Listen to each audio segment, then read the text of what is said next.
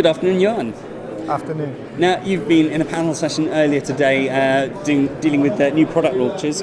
Tell us a little bit more about it. Yeah, sure. We were a panel of three with Lotte Jørn from Novo and Stephen Klaus from Teva. So we were two originator companies and one generic. So we, as you may imagine, we had a lively discussion on new product launches. Clearly, they differ a bit in the way that generics, of course, know the exact day where they can go on the market, whereas we as originators have to wait for authority approval, the marketing approval, before we can actually start up. Of course, and so obviously we're at LogiPharma, it's a logistics-based conference. What are those logistical challenges then to getting those new products out into market? Well, as an originator company, of course, you know that the patent day, the expiry day, will come at a point in time. So as of the moment where you have the marketing authorization, you want to get to the market as soon as possible. Saving each day means an extra day of top sales in the end, so you thereby optimize your business case for that particular product.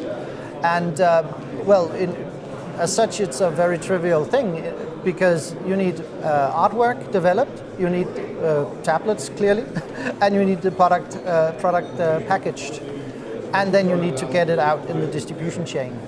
And well, a few years back, it took 8 to 12 weeks.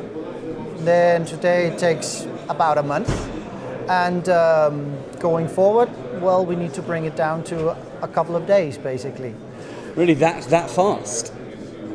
Yes, but you will also see a gradual change there, simply due to the fact that 10 years ago it was not considered good GMP, good manufacturing practice, to buy artwork, components, cartons, leaflets at risk, whereas that is more or less standard today. And going forward, you would probably see, in some cases at least, that we will even start packing at risk, which is more or less new for an originator company, whereas for generics, this is daily standard in order to meet day one. So what have been the biggest changes then that you've seen? Obviously, we've talked about the timing issue coming down, but what other things have really helped develop that supply chain, and what strategies do you think need to be employed to bring it forward, hopefully, to that 2-day turnaround? Well, personally, I like the centralized approval procedure in the EU, because it means you get access to 27 countries in one go. On the other hand, that has the potential to stress the supply chain somewhat more than earlier approval procedures. People have talked a lot about complexity as well today, and a lot of collaboration. And how does that? It sounds with a centralised approach, it seems difficult to get your head around how it's possible to have both, to be both centralised yet collaborative, both complex yet simple. Wow, that was that was a difficult topic.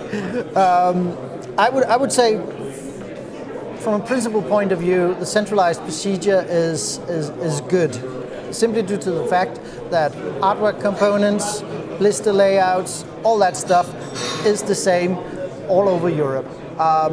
We actually thought that we would be able to go in with a big bang, 27 countries. On the other hand, one of the things that drive launches today is the pricing and the reimbursement environment, which is, during this financial crisis, somewhat more difficult than it was just a few years ago. So we're not going in 27 countries. We're going in let's say, private markets, 5, 6, 7, 8 countries, and then the rest follow, depending on the outcome of the price negotiations. And do you find then that you have to adapt your strategy for each country, each market, and does that have a big impact on the supply chain as a whole? Well, at least it evens out the supply chain task that you don't have 27 countries in one go. So in that sense, it's good. But from a company perspective, of course, it is not optimal that you have to wait 18 months before you can enter a large market like France, for instance, simply due to the fact that that negotiations take that amount of time, because that's 2 years of top sales on the French market that are lost. Of course. Well, thank you very much for taking the time. We are just going to ask one last quick question, Sure. Which is as simple as, where do you see what you're doing developing into over the next couple of years, and where would you like it to be? Probably mostly developed on the manufacturing side with electronic artwork simply into the machines, like a Xerox copying machine, where you have blank cartons, you have blank leaflets, you just basically 2 hours after approval have everything in go and start printing, so you're on the market the day after with no risk. Very interesting. Well, I hope that does come to fruition for you. Thank you very much. Thanks very much for asking.